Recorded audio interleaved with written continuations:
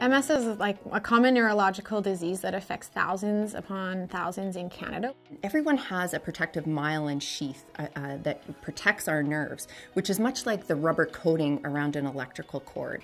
You can have an extension cord with a nick in it, and maybe you even see some of the copper. Most of the time the extension cord is going to work and you plug your car in every night in the winter when it's cold out, but once in a while, the current isn't complete. Body attacks itself, slowly eats away at the sheath to protect your nerves until you start losing function of your extremities. Saskatchewan certainly has a high rate of MS. We know that we have approximately 3,500 people that live with a diagnosis in Saskatchewan. In Canada, that number is upwards of 100,000. Some people might suffer from quite a few symptoms at once, where I suffer from, fatigue and pain. It has changed my outlook because I don't know how the disease will affect me. But right now, it's not affecting me in my day-to-day life, so I'm fortunate. Some of us have the same symptoms, and some of us have different. And I think that's probably the reason it's so hard.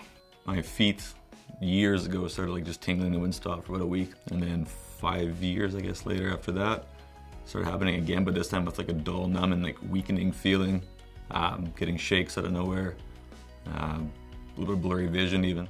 We know it's a neurological disease and it's a progressive degenerate disease.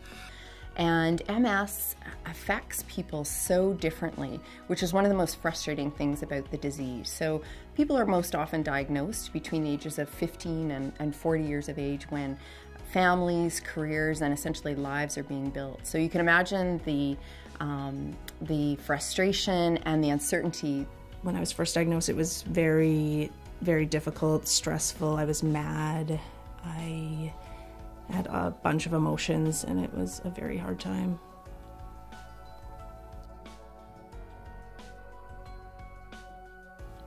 When I was first diagnosed, it was an incredibly stressful time. I did what anybody would do, and I went to the internet for some guidance.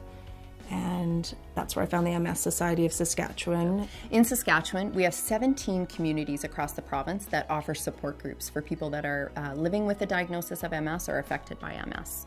When we say affected by MS, that can be the person that lives with the diagnosis of MS, but it can also be their caregiver, which may be a spouse, a parent, a friend, or another family member.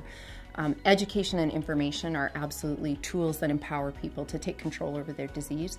We offer our recreation programs as well, so we do offer some strength training and some aquafit programs for those living with MS. We also offer educational programs such as our telehealth sessions, our family conference, and some educational pieces where we go to different hospitals and nurses and things like that and share some information. The other thing that we're really pleased to offer are quality of life grants. So individuals, families, and again caregivers can access small pockets of money to help them with some of the things that might just be stumbling blocks in their life. The Society has introduced me to a whole new community of support networks. There's other people that have already gone through that and are willing to help or talk you through that. I'm a peer group leader. We meet once a month. And it's at a restaurant, and we have supper, and we chat about how life is going. We can talk about our problems, day-to-day problems, just laugh together, have support with each other. The best place for me to know about MS is talking to the people that actually have MS. And the MS Society has put me in contact with these people. There's a real camaraderie and support when people can connect with their peers, people that are sharing some of the same challenges, but also maybe can share some of the successes they're experiencing. So we're thrilled that people can come together in that way across Saskatchewan.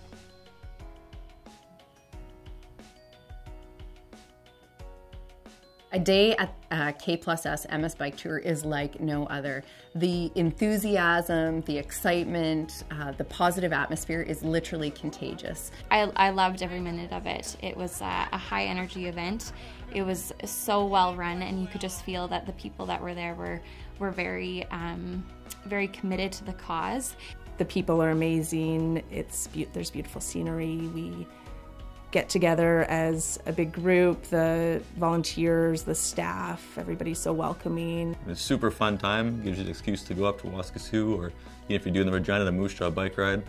You get your whole team together, you kind of egg each other on to see who's going to beat who. And when it comes to raising funds, especially our bike tours, we're second to none across the country. We have amazing support here. What are we going to do? Run MS! I've seen thousands of people, thousands of cyclists, and every one of them has raised money for MS. And I'm so proud of all of you and all of them through the years that we have made a difference in the fight against MS. I had no idea how many people come out for this, and just the energy. It's one positive thing that people can do to help cure MS. K+S Potash Canada is very proud to be the title sponsor of the K+S MS Bike Tour in Saskatchewan. It's a very fun day with lots of laughs and friends, and it was very enjoyable. And I work hard to fundraise because I feel that money is important to the people in Saskatchewan. It's fuel for our volunteers, it's fuel for our staff, it's fuel for our clients who live with MS, to see that people really care about helping their neighbors, their friends, their family members in this province. And it's an incredible thing to be a part of.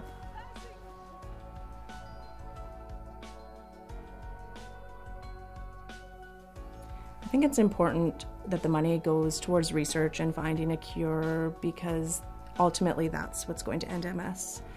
I am excited to see the progression of treatment options and hopefully one day having a world free of MS.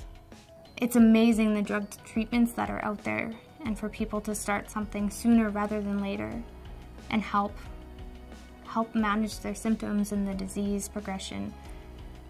These drugs, they don't cure MS by any means, but they slow down the process and lessen the severity of our attacks. When I think about how far we've come over the last 15 years ago there were no therapies even to treat MS. Now we have 10 disease-modifying therapies for relapsing remitting, but we still don't have treatments for progressive MS, and that's a huge gap that the society is working towards bridging. It's amazing what's happened in the past 15 and a half years. And at that time it was only injectables. So your options were once a week, every other day, or every day. Nowadays it's a pill per day and you go on your normal life, and it doesn't crash your immune system as bad. It gives me hope when I have an MRI and I see that there's no disease progression or limited disease progression. With that, there is hope that there will be an official cure and or a way to prevent it from ever happening to people that don't have it yet. I think we're going to have a breakthrough soon, and I don't know why I get that feeling, and like I said, maybe that's just me being optimistic. It's very important that there's funding and donations to help keep the MS Society available for people with MS.